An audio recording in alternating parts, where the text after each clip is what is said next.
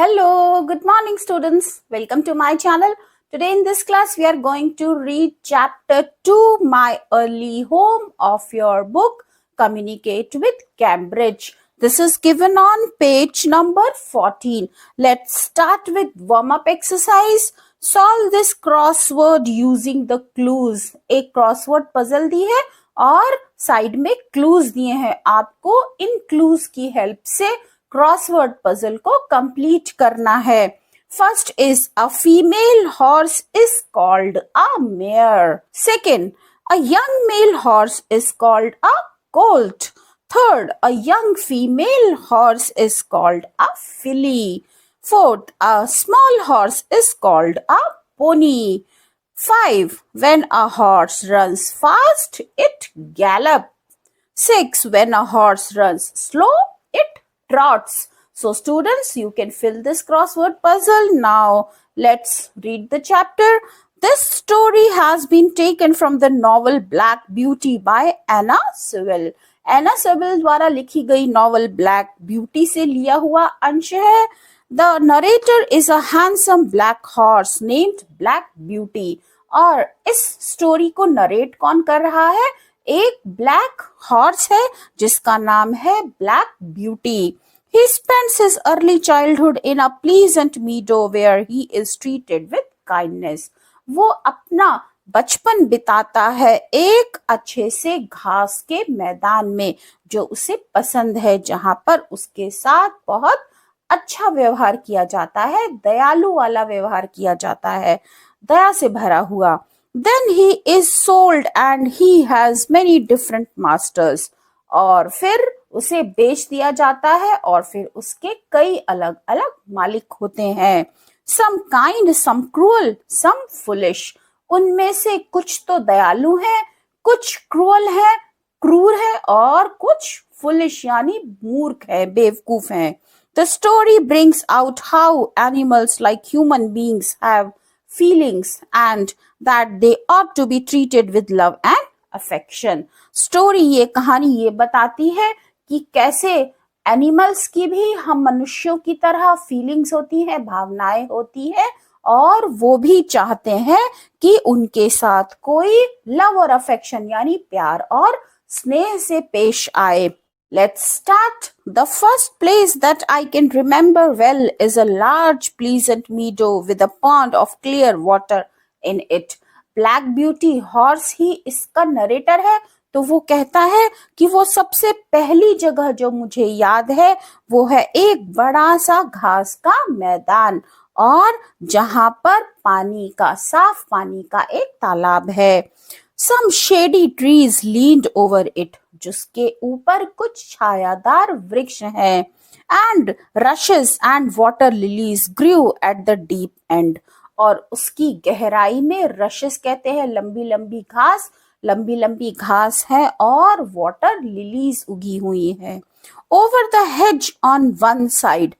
hedge कहते हैं boundaries को, यानी पास पास लगाए हुए पेड़, छोटे छोटे या फिर झाड़ियां, उन्हें हेज कहा जाता है. तो उसके एक तरफ पर हेजेस हैं. We looked into a ploughed field. और वो कहता है कि हम प्लॉड फील्ड यानी जुते हुए खेतों की तरफ देखते थे. And on the other we looked over a gate at our master's house. और दूसरी तरफ हमारे मालिक के घर का गेट था. Which stood by the road side, जो सड़क की दूसरी तरफ था. At the top of the meadow was a plantation of fir trees.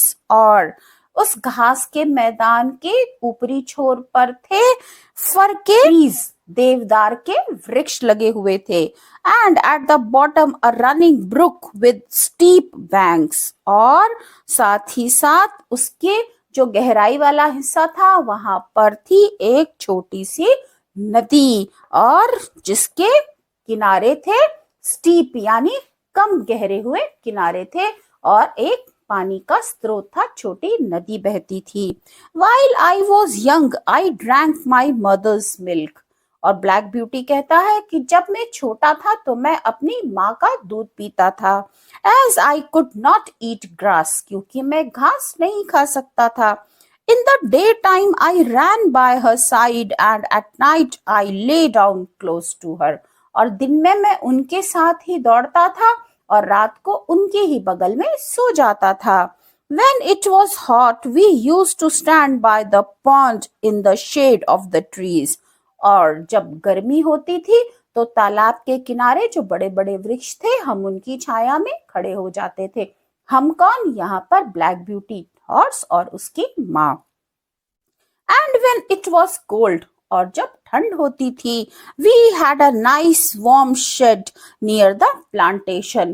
तो पेड़ों के पास एक गर्म शेड था, हम वहां रहते थे. As soon as I was old enough to eat grass, और जब मैं इतना बड़ा हो गया कि मैं घास खा सकने लगा, my mother used to go out to work in the day time.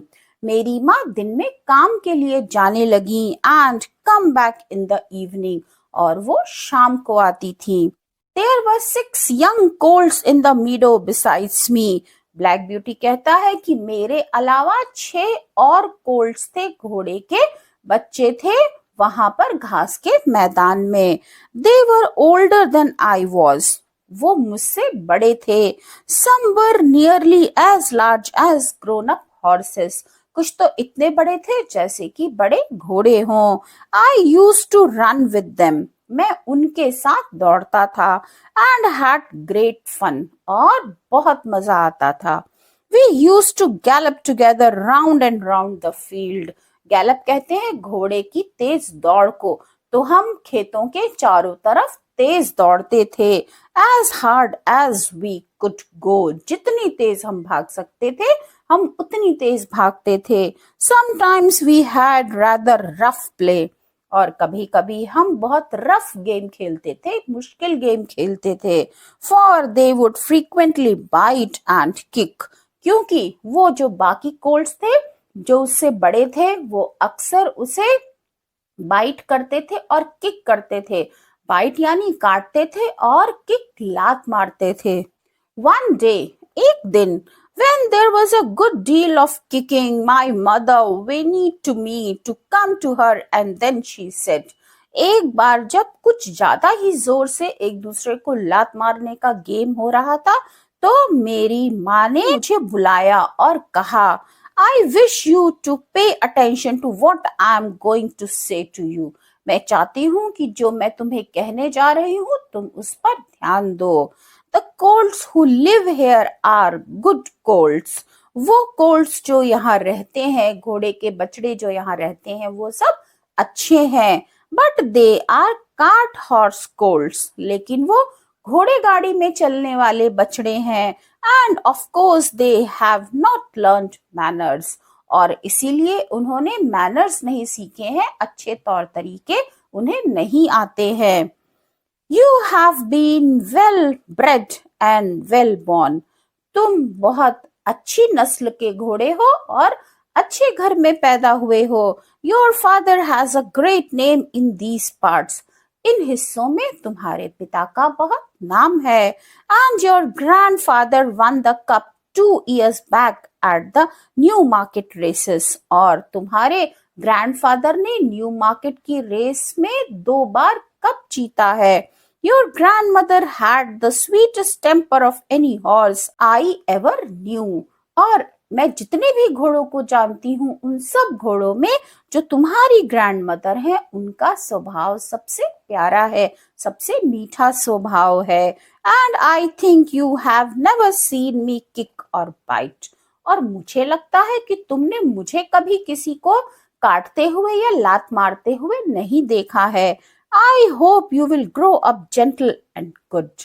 तो मुझे उम्मीद है कि तुम बड़े होकर एक अच्छे घोड़े बनोगे.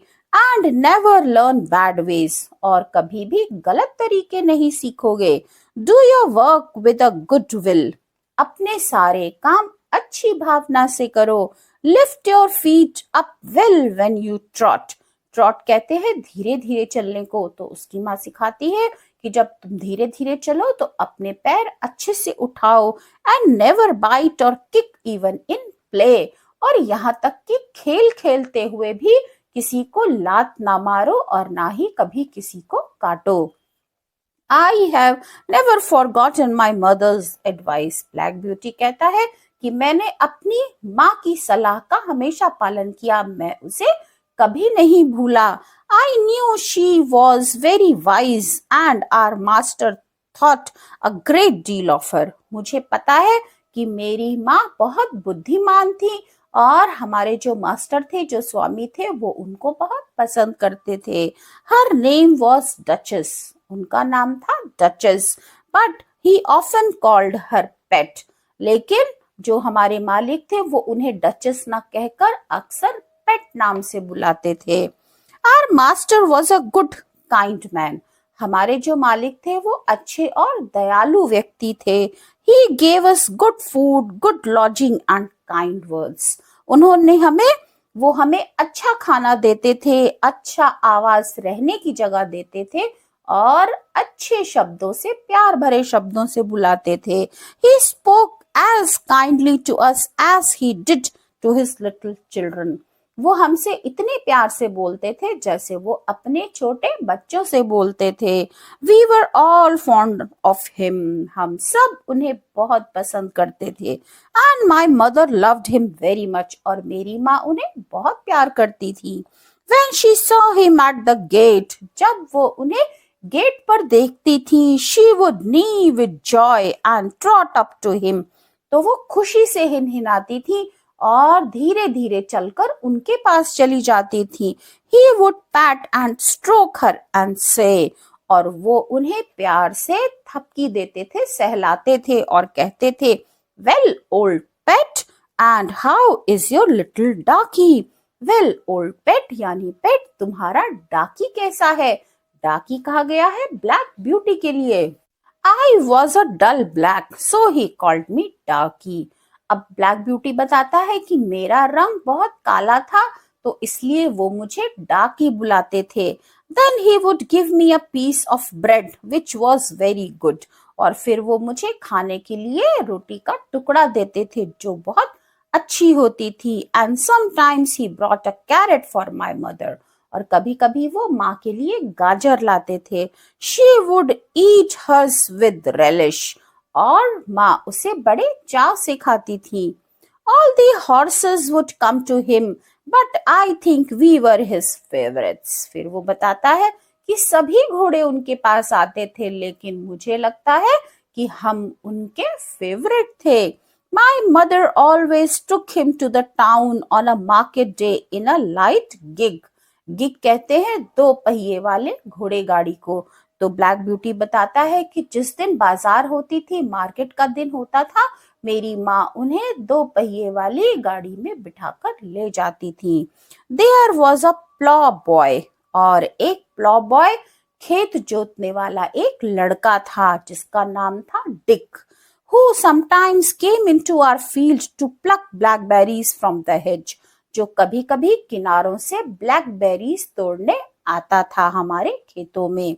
When he had eaten all he wanted, he would have what he called fun with the colts. और जितनी उसे खानी होती थी, जब वो उतनी ब्लैकबेरीज खा लेता था तो वो एक गेम खेलता था कोल्ट्स के साथ जिसे वो फन कहता था, मजे के लिए खेलता था। और वो क्या थी गेम उसकी? Throwing stones and sticks at them to make them gallop. वो घोड़ों के ऊपर पत्थर और स्टिक्स फेंकता था जिससे वो तेज दौड़ते थे। We did not mind him much for we could gallop off. हमें ज्यादा बुरा नहीं लगता था क्योंकि हम तेज भाग सकते थे। But sometimes a stone would hit and hurt us. लेकिन कभी कभी पत्थर हमें लग जाता था और हमें चोट लगती थी। One day he was at this game. एक दिन वो ये खेल खेल रहा था and did not know that the master was in the next field. और नहीं जानता था कि जो घोड़ों के मालिक थे वो दूसरे खेतों में थे। But he was there. लेकिन वो वहां थे, watching, देख रहे थे। We trotted up nearer to see what went on. हम धीरे धीरे चलकर उनके पास आ गए ये देखने के लिए कि क्या हुआ। Bad boy, he said. उन्होंने क्या कहा? गंदा लड़का। Bad boy to chase the colts, घोड़ों का पीछा करने वाला गंदा लड़का. This is not the first time nor the second but it shall be the last. ये ना तो पहली बार है और ना दूसरी बार, बल्कि ये आखिरी बार होना चाहिए. There take your money and go home, ये लो अपना पैसा और घर जाओ. What was going on? जो भी हो रहा था वो उसे बगल के खेत से देख रहे थे. Over the hedge he jumped in a snap. और hedge के ऊपर से वो जल्दी से कूद कर आ गए. And catching Dicky by the arm, और उन्होंने हाथ से डिक को पकड़ लिया. He gave him such a box on the ear as made him roar with pain and surprise. और उन्होंने उसके कान के पास इतनी जोर से बॉक्स किया यानी मुक्का मारा कि वो हैरान रह गया और दर्द से चिल्लाया. As soon as we saw the master, जैसे हमने अपने मास्टर को देखा, हॉर्सेस के ओनर ने उस लड़के को उसका पैसा दिया, उसके काम के बदले उसका मेहनताना दिया और उसे कहा कि लो और घर जाओ. I shall not want you on my farm again. अब मैं तुम्हें अपने खेतों पर दोबारा नहीं देखना चाहता. So we never saw Dick anymore. तो इसलिए हमने फिर कभी डिक को नहीं देखा. Old Daniel, the man who looked after the horses.